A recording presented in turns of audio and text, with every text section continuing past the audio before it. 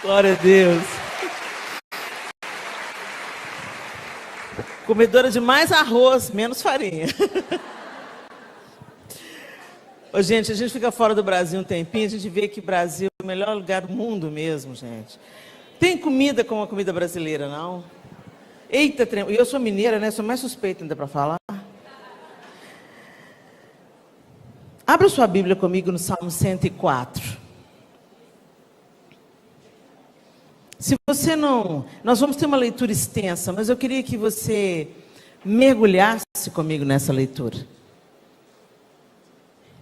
Bendiga minha alma o Senhor. Senhor Deus meu, Tu és grandioso, estás revestido de glória e majestade, coberto de luz como de um manto.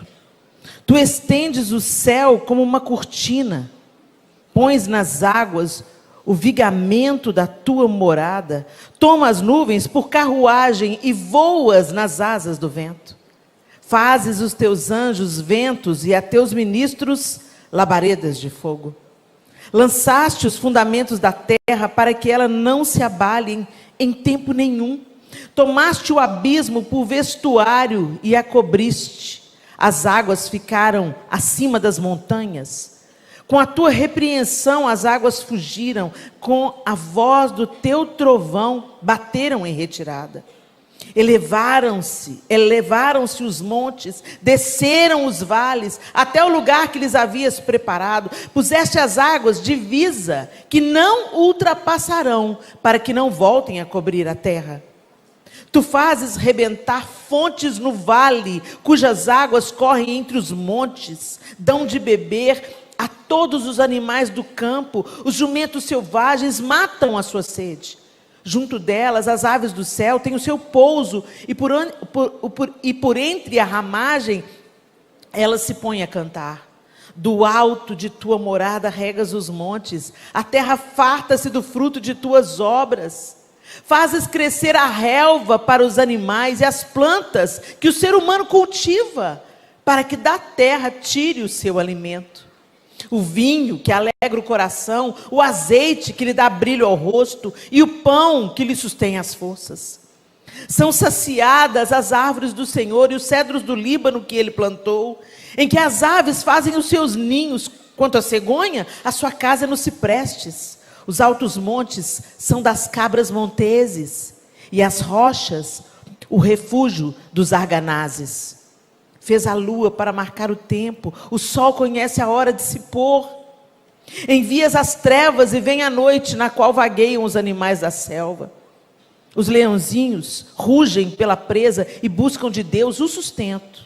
Em vindo o sol, eles se recolhem e se acomodam nos seus covis. Então as pessoas saem para o seu trabalho e para o seu serviço até a tarde. Que variedade, Senhor, nas tuas obras! Fizeste todas elas com sabedoria. A terra está cheia das tuas riquezas. Eis o mar vasto, imenso, no qual se movem seres sem conta, animais pequenos e grandes. Por ele transitam os navios e o leviatã que formaste para nele brincar. Todos esperam de ti que lhes dês de comer a seu tempo. Se lhes dás, eles o recolhem. Se abres a mão, eles se fartam de bens. Se escondes o rosto, eles se perturbam. Se lhes cortas a respiração, morrem e voltam ao pó. Envias o teu espírito, eles serão criados e assim renovas a face da terra. Que a glória do Senhor dure para sempre. Exulte o Senhor por tuas obras. Com só olhar para a terra, Ele a faz tremer. Toca as montanhas e elas fumegam. Cantarei ao Senhor enquanto eu viver. Cantarei louvores ao meu Deus durante a minha vida. Seja-lhe agradável a minha meditação. Eu me alegrarei no Senhor. Desapareçam da terra os pecadores e que os perversos deixem de existir. Bendiga minha alma o Senhor. Aleluia. Como você se sentiu ouvindo o salmista? Te deu uma fagulha de esperança? Seu coração ficou quentinho assim? Por um momento você começou a imaginar que as ondas vêm até a areia e retornam, porque Deus colocou um limite no mar. Por um momento te ocorreu que o peixinho que a gente nem enxerga direito, ou um micro-organismo característico do mar, convive junto com o maior peixe.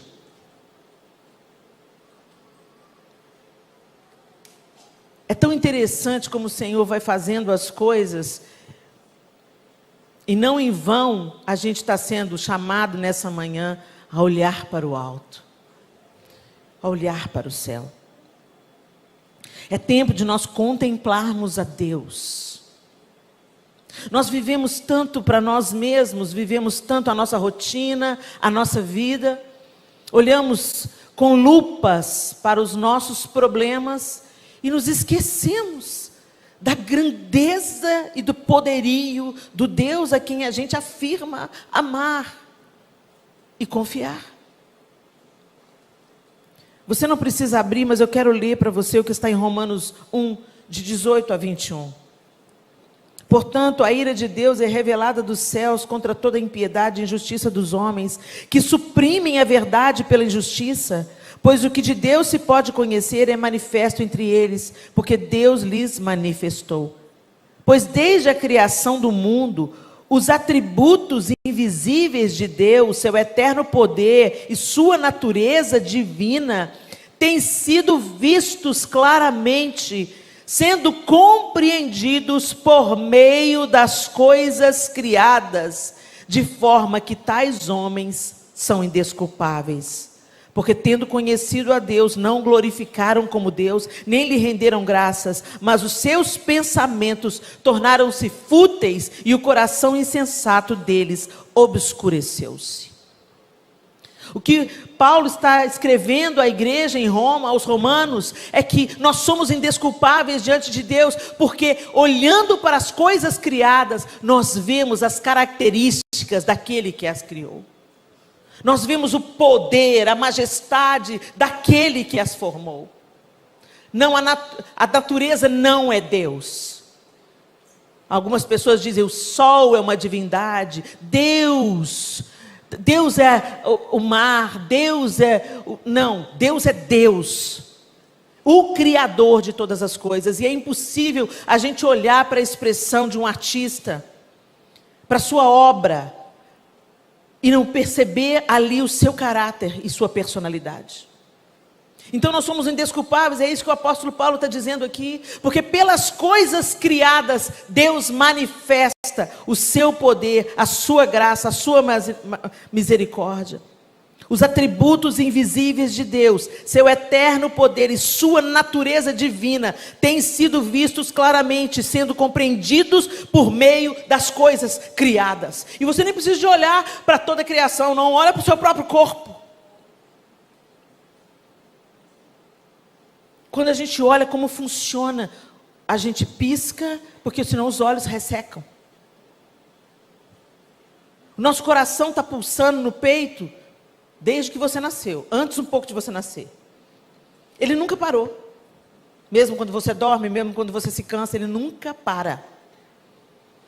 O sangue, a ordem, entra um arroz na sua traqueia, imediatamente, o seu organismo expulsa para nada estranho entrar no seu pulmão. Que máquina maravilhosa, as pinças dos dedos, nenhuma faca, nenhum garfo, te dá o poder de pinçar as coisas e de comer as coisas. Só quem perde um membro sabe a falta que ele faz. Como é maravilhoso. A gente come, o nosso organismo faz a seleção do que serve para nos manter vivos e daquilo que não serve. Como é bom ir no banheiro. Como é bom que nosso intestino funcione. Como Deus faz tudo grandioso, mas nós não contemplamos Deus. Nós investimos todo o nosso tempo, energia e saúde para colocarmos diante dos nossos olhos a impiedade, a perversão, a prostituição, a lascívia, aquilo que nos faz rir, e nos engana, e nos seduz, e nos adoece. Gente, sabe, pizza. Eu não conheço ninguém que não gosta de pizza. Tem alguém aqui que não gosta de pizza? Que privilégio seu. Batata frita. Tem alguém aqui que não gosta de batata frita? Acho que a batata frita venceu a pizza. Mas faz mal para a saúde. É mortal. Você vai comer, vive só de batata frita para você ver. Um ano comendo só batata frita. Suas artérias vão endurecendo. O carboidrato vai enchendo o seu fígado de gordura. Porque o que está gordura no fígado não é gordura, é carboidrato. Seus vasos vão entupindo. Mortal, mas delicioso. E na vida, nós temos colocado diante dos nossos olhos o que é mortal. Pode ser gostoso, pode ser entretenimento, pode te fazer rir, mas é mortal. E quando eu olho para o Salmo 104, eu não sei quem escreveu o Salmo 104. Davi é o candidato mais forte. E quando eu leio o Salmo 104, eu me lembro de 1 Samuel 24, onde Davi é encontrado escondido na caverna de Adulão, que ficava ali na região de En-Gedi. E a gente esteve agora lá em En-Gedi, em Israel, e realmente é deserto, deserto, deserto, deserto, deserto, mas lá em En-Gedi tem uma fonte de água. E várias cavernas. E uma vida silvestre maravilhosa. Você vê as cabras monteses penduradas nas montanhas, e você pensa, como é que ela chegou ali, como é que ela vai sair de lá? Os cascos da cabra são desenhados de um jeito que se prendem aos abismos, e ela vai ali nos abismos, não para aparecer, mas para buscar alimento e proteção dos predadores que não chegam lá. E você vê aqueles chifres majestosos, e elas andam tranquilas. E aqueles esquilos silvestres, assim, aqueles bichinhos, cheio ali diante dos nossos olhos. Aí quando você lê o Salmo 24, e o salmista está dizendo sobre as cabras monteses, sobre a água e seus limites, sobre o céu estrelado.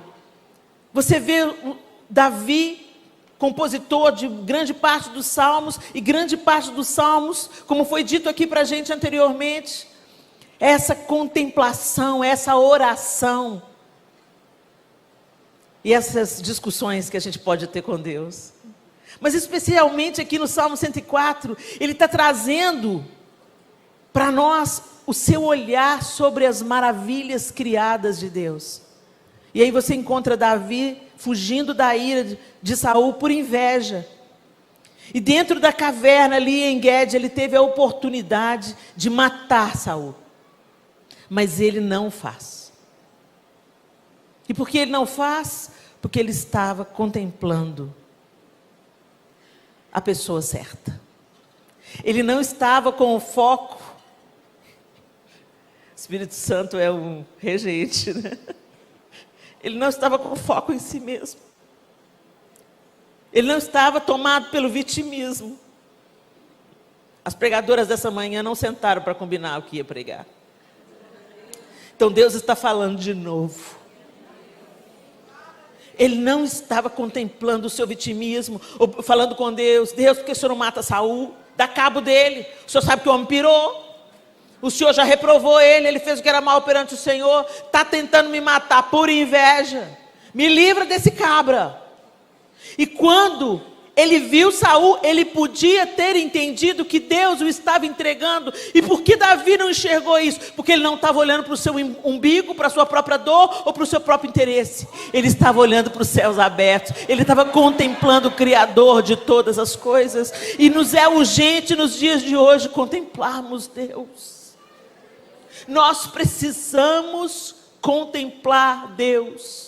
Ou enfatizando, nós precisamos de colocar os nossos olhos sobre os céus que já estão abertos. E como que a gente faz isso? E por que a gente deve fazer isso? Porque nós nos tornaremos semelhantes àquilo que contemplamos. O mesmo salmista, no Salmo 115, de 1 a 8, o texto diz assim: nós tornamos, não a nós, Senhor, nenhuma glória para nós, mas sim ao teu nome, por teu amor e por tua fidelidade. Porque perguntam as nações: onde está o Deus deles? O nosso Deus está nos céus e pode fazer tudo o que lhe agrada. Os ídolos deles, de prata e ouro, são feitos por mãos humanas.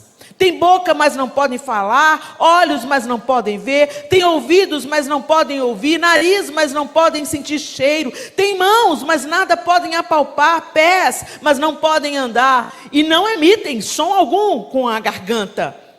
Tornem-se como eles, aqueles que os fazem e todos os que neles confiam. Essa mesma palavra é repetida no Salmo 135. O Senhor defenderá o seu povo e terá compaixão dos seus servos. Os ídolos das nações não passam de prata e ouro, feitos por mãos humanas. Tem boca, mas não podem falar, olhos, mas não podem ver, tem ouvidos, mas não podem escutar, nem há respiração em sua boca. Tornem-se como eles, aqueles que os fazem, e todos os que neles confiam. Nós nos assemelhamos àquilo que adoramos. E a quem nós temos adorado, a quem nós temos contemplado, diante de quem nós paramos, e de onde absorvemos a nossa força e vigor. Estamos exaustos, cansados, desesperados, erguendo punhos, como se Deus tivesse se esquecido de nós, mas na verdade muitas vezes nós é que nos esquecemos dele.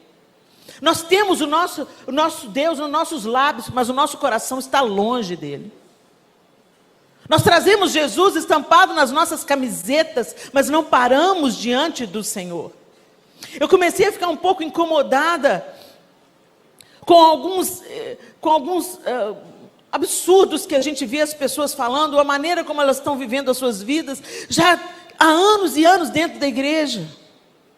Eu fico pensando: meu Deus, como é que uma pessoa está fazendo isso? Ela está todo domingo no culto, ela frequenta as reuniões, ela faz parte de uma comunidade de fé, elas fazem parte dos congressos, elas participam ativamente até do ministério, e estão falando dessa maneira, estão pensando dessa maneira. E aí eu comecei a fazer uma pesquisa, nos lugares onde eu ia pregar, eu comecei a perguntar: quem aqui já leu a Bíblia toda? E eu comecei a ficar perplexa, porque num auditório como esse, 10 mãos se erguem. Como? Como que a gente não lê a Bíblia? Como que a Bíblia é um livro para a gente deixar aberto no Salmo 91, como se fosse um patuá, um amuleto? Como nós não contemplamos Deus? Porque nós queremos ouvir a palavra profética, mas a maior de todas as profecias é a palavra escrita. As escrituras. Inclusive nós não seremos enganados pela profecia, se ela estiver alinhada com a palavra escrita, porque Deus não desfaz o que Ele disse na sua palavra. Quantos nós fomos vítimas da profetada?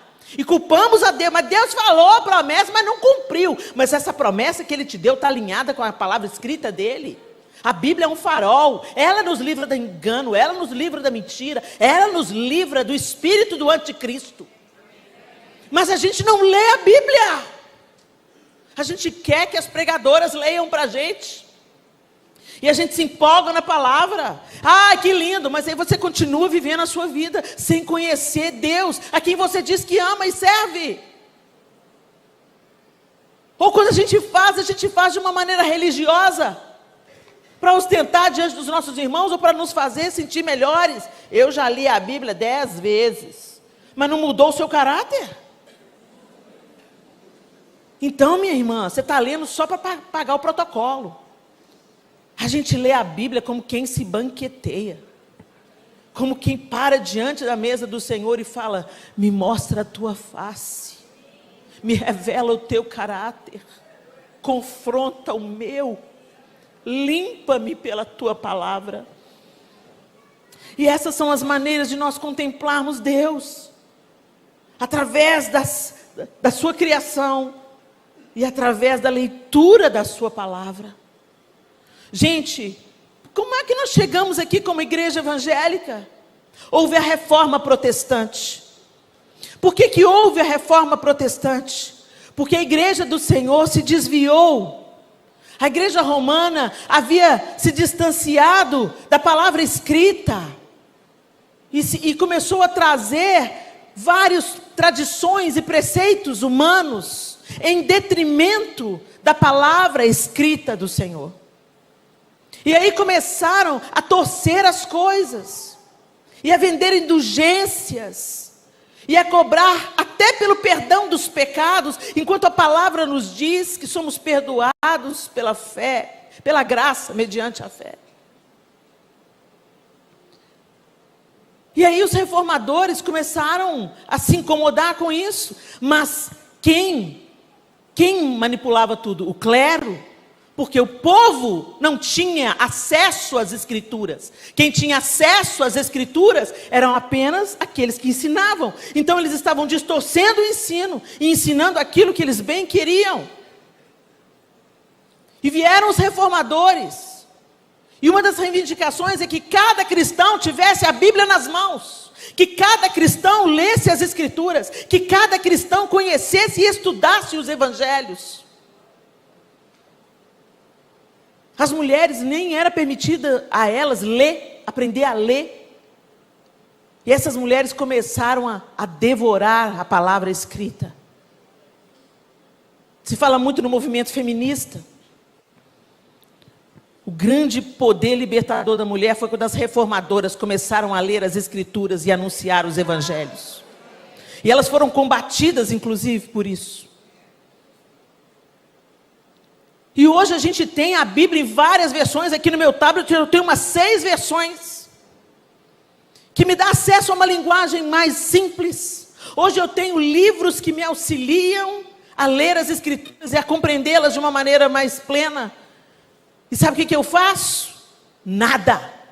Eu gasto meu dinheiro com cílios postiços e batom. Enquanto as reformadoras estavam dando a própria vida para terem o coração mais parecido com Cristo. Onde está a ênfase da nossa visão? Isso vai determinar como está a nossa saúde emocional e espiritual. Nós estamos adoentadas, porque estamos investindo naquilo que não é pão, naquilo que não é vida.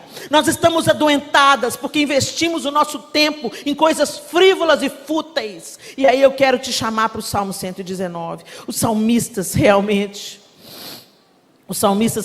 hoje estão dando um banho na gente. Salmo 119, que quantas de nós saltam na hora de ler o livro dos Salmos, porque é o mais longo. Falam, não, vou ler o Salmo 119, não. Pois deveriam. Deixa eu só pegar as escrituras, as marcas aqui. Salmo 119, primeiro a gente vai ler do 9 ao 16. Do 9 ao 16 o texto diz assim: de que maneira poderá o jovem guardar puro o seu caminho?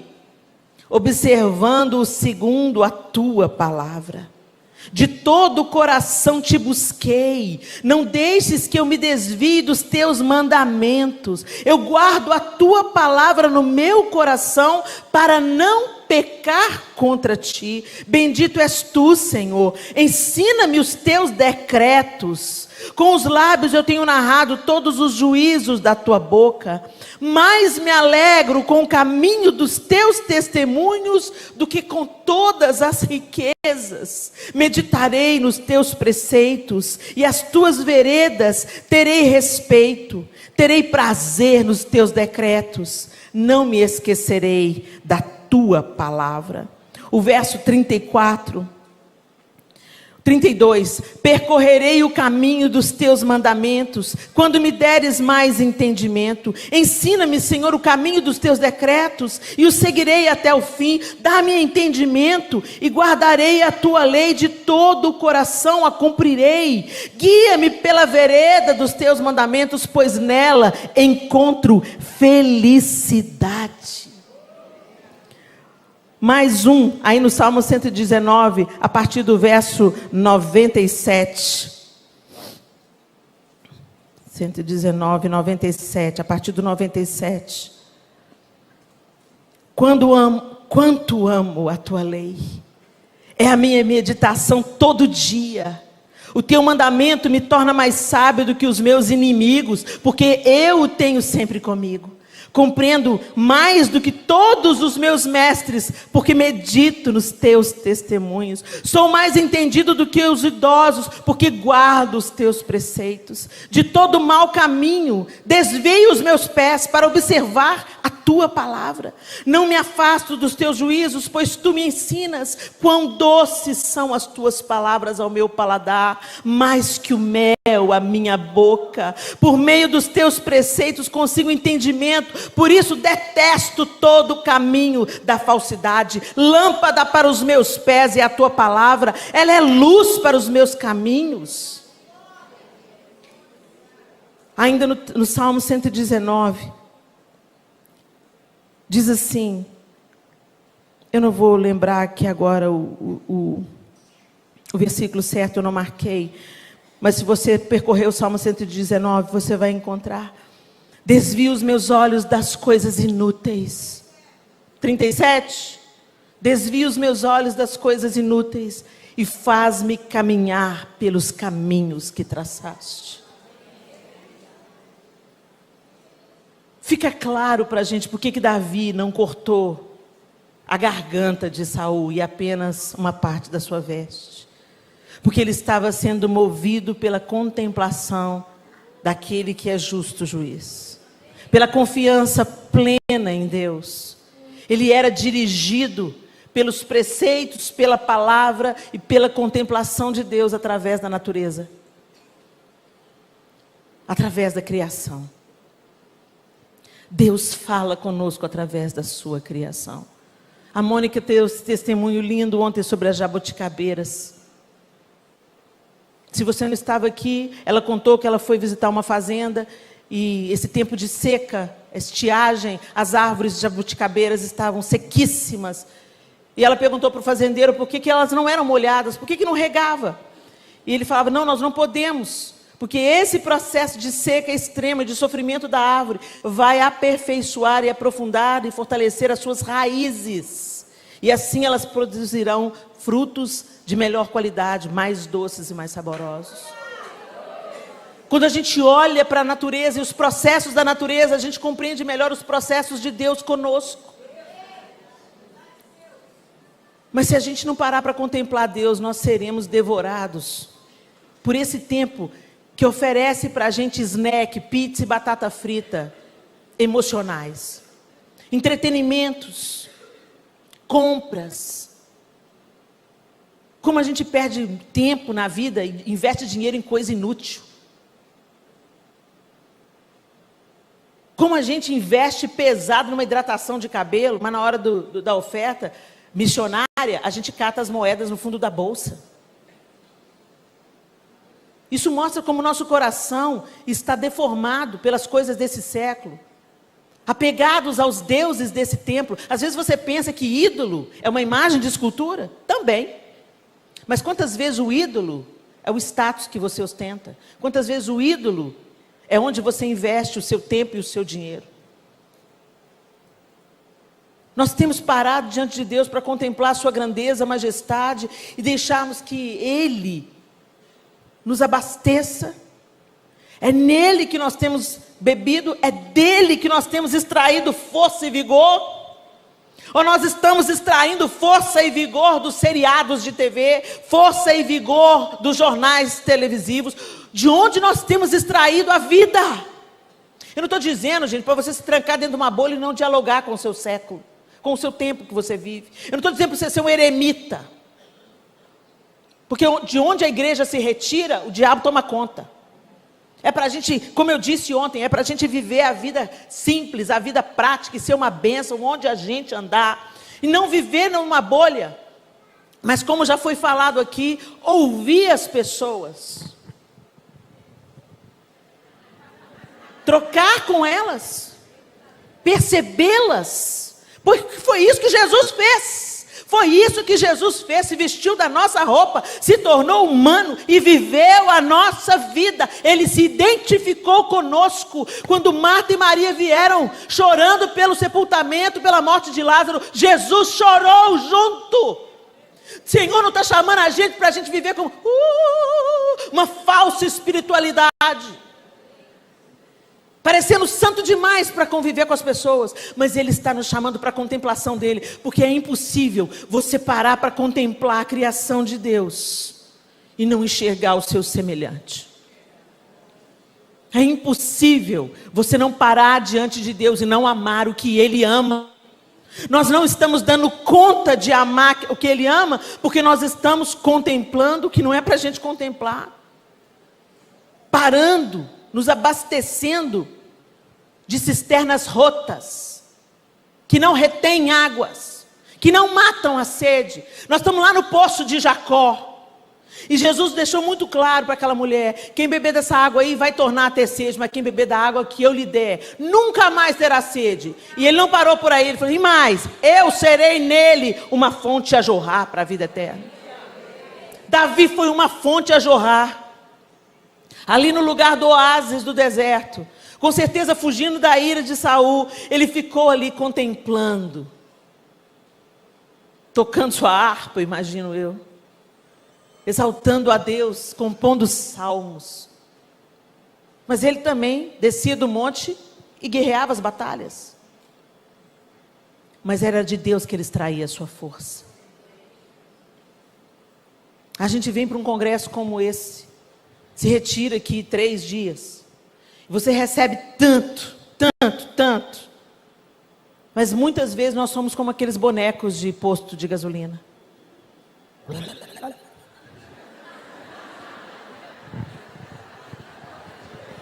Chega na quarta-feira que vem,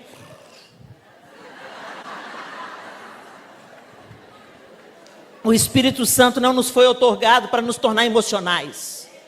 O Espírito Santo nos foi outorgado para nos tornar parecidos com Jesus Cristo, andarmos como Ele andou, vencer o pecado como Ele venceu, anunciarmos o Evangelho do amor que Ele pregou. O Espírito Santo não te abastece para você ficar obesa espiritualmente e se gabando de ter dons. Os dons são ferramentas para servir. Os dons são ferramentas para ser expressão de amor. Contemple o Senhor. A natureza criada, como o apóstolo Paulo disse aqui aos Romanos, e como o salmista também revelou no Salmo 104, mas também pelo salmista no Salmo 119, observando os estatutos, os mandamentos, a vontade, o caráter de Deus. Quando a gente olha para as Escrituras, a gente enxerga Jesus. É um absurdo quando as pessoas dizem que Jesus aparece só no Antigo Testamento, no Novo Testamento. Que o Antigo Testamento é a velha aliança, a antiga aliança, e que a gente não precisa mais de obedecer ao Antigo Testamento. Gente, o Antigo Testamento é a preparação para o Novo. O Antigo profetiza, o Novo cumpre. Jesus não despreza a lei, Ele cumpre a lei. A lei serve como aio para nos promover a um mais elevado mandamento. Então as pessoas, você não viu mais sobre a lei, mas sobre a graça. Pois é, a lei falava assim: não adulterarás. E Jesus falou assim: se você olhar para uma mulher com uma intenção impura, você já adulterou. Jesus trouxe um upgrade. Jesus não veio para você viver uma vida torta.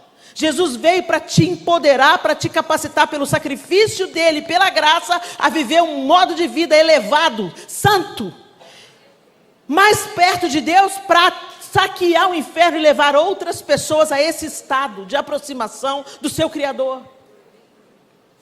E a gente faz isso, gente, enxergando Jesus de Gênesis a Apocalipse. E quando a gente começa a ler a Bíblia, começa a estudar as Escrituras, de verdade, para encontrar Deus e não para cumprir o protocolo, não para dar o check na religiosidade, mas para encontrar Deus, você encontrará. Quando a gente conhece um artista famoso, e a gente começa a ter interesse por esse artista, achar interessante a vida dele, a gente vai no Google e pesquisa tudo. Tem gente que sabe coisa da minha vida que nem eu sei. Nossa, Helena, eu li isso, eu vi aquilo, aquela sua pregação, você contou isso? Eu contei. Nem eu lembro. Mas a pessoa sabe tudo da minha vida. Uma vez me deu uma obsessão pela Marilyn Monroe. Eu comecei a ler sobre a Marilyn Monroe, e uma coisa puxava a outra, eu comecei a estudar sobre a Marilyn Monroe. Meu Deus, que espírito de encantamento que essa mulher tinha. E eu comecei a estudar e eu me compadeci dela, no final das contas. Quando eu li a história dela tão trágica, tão triste, eu terminei compadecida dela. Então, quando a gente tem um ponto de interesse, a gente estuda. Como é que a gente fala que ama a Deus se a gente não estuda as Escrituras? A gente não lê a Bíblia. A gente não se demora minimamente. Você só lê Salmo e Provérbios. Quando chega em Levítico, assim, nem... Tem que ler Levítico. Então, antes de terminar esse período, eu queria te dizer, eu queria ler para você. Eu ganhei um livro há um tempo atrás. E eu já amava as Escrituras, mas depois que eu ganhei esse livro, eu fiquei mais apaixonada pela palavra. Chama-se Redescobrindo Sua Bíblia. E foi um pastor lá de Belo Horizonte que escreveu, pastor André Coelho. E nesse livro, eu até tornei isso uma série no YouTube, no meu Instagram também, contando um resumo daquilo. Eu pedi autorização para ele, obviamente, né? E eu vou resumindo aquilo que ele ensina, e é maravilhoso como aquele livro foi me auxiliando na leitura das Escrituras. Algumas coisas que eu tinha dúvida, ele foi respondendo as dúvidas, e eu achei aquilo fascinante, e eu fiquei mais apaixonada pelas Escrituras. Esse ano eu me retirei um pouco para ter um tempo de descanso e tudo. Gente, eu li a Bíblia sem dificuldade em 35 dias. E eu me deleitei. Foi mel para minha boca, cura para minha alma. E eu quero ler de novo, e de novo, e de novo, e de novo, e de novo, porque a palavra é viva, e cada vez que você lê, ela traz algo novo, ela se renova, ela é operante. E aí, lendo esse livro do pastor André Coelho, e esse texto que eu vou ler para vocês agora, me motivou a amar e a buscar Jesus nas Escrituras. Em Gênesis, Jesus é visto como descendente da mulher que ferirá a cabeça da serpente. Em Êxodo, ele é representado pelo cordeiro pascal que foi morto para nos salvar. Em Levítico, um novilho sem defeito oferecido como oferta pelo pecado, para fazer expiação pelas nossas almas. Em Números, a rocha que foi ferida para descedentar o povo escolhido. Em Deuteronômio, o profeta que haveria de vir a este mundo. Em Josué, o príncipe do exército do Senhor, que nos garante a vitória em nossas batalhas. Em Juízes, o anjo do Senhor, que levanta libertadores para seu povo. Em Rute, o resgatador divino de nossas vidas. Nos livros de Samuel, o rei, escolhido por Deus, que fará toda a vontade divina. Nos livros de Reis, o verdadeiro herdeiro do trono de Davi.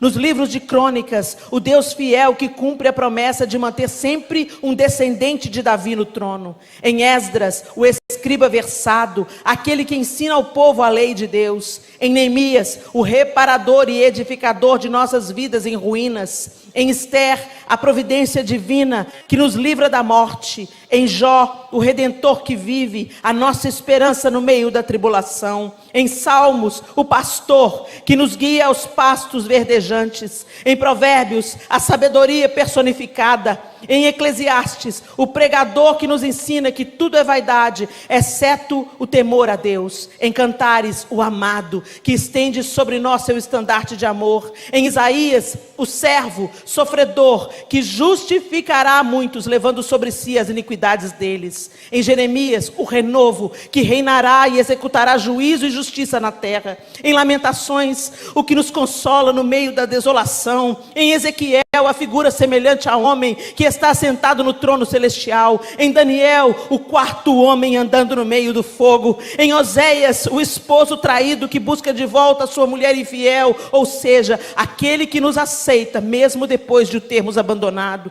Em Joel, a salvação de todo que invocar. Em Amós, o fogo consumidor que julgará os ímpios. Em Obadias, aquele que derruba os inimigos do povo de Deus. Em Jonas, o Deus da segunda chance. Em Miqueias, o rei que vai adiante de seu povo abrindo o caminho. Em Naum, a fortaleza no dia da angústia. Em Abacuque, a rocha da nossa salvação. Em Sofonias, o rei que está no meio do seu povo, poderoso para salvar. Em Ageu, o que abala o céu e a terra, para encher de glória a sua casa. Em Zacarias, o rei justo, salvador e humilde, que vem montado em um jumentinho. E em Malaquias, o mensageiro da aliança. Segundo Thomas Adams, Cristo é o resumo de toda a Bíblia. Profetizado, tipificado, prefigurado, exibido, demonstrado, presente em cada folha, quase em cada linha, sendo as escrituras, por assim dizer, como as faixas que envolvem o menino Jesus. No princípio era o Verbo, e o Verbo era Deus.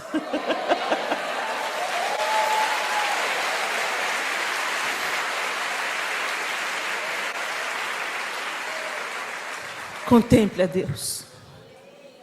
A oração é a parte que nós falamos, nós nos derramamos, nós o confessamos, nós suplicamos. A leitura da palavra é a parte que Ele fala. Ele confronta, Ele cura, Ele sara, Ele ensina, Ele exorta e consola. Não abra mão, minha irmã. Não viva só daquilo que nós sabemos e compartilhamos com você nesse púlpito. Buscar-me-eis e me encontrareis quando me buscardes de todo o vosso coração. Entra no seu quarto, fecha a sua porta e busque a presença do Senhor, contemplando a sua bendita palavra. Feche os seus olhos.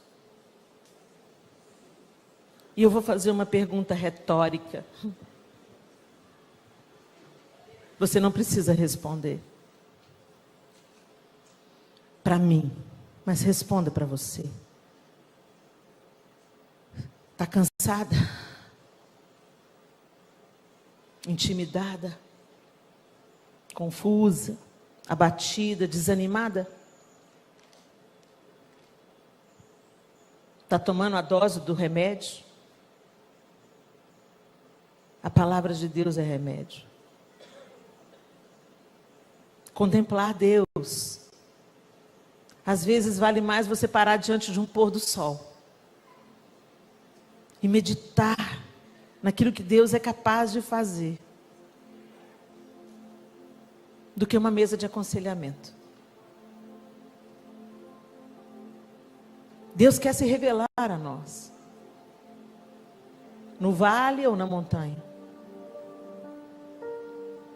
Ele disse: eis que estou convosco todos os dias, até a consumação dos séculos.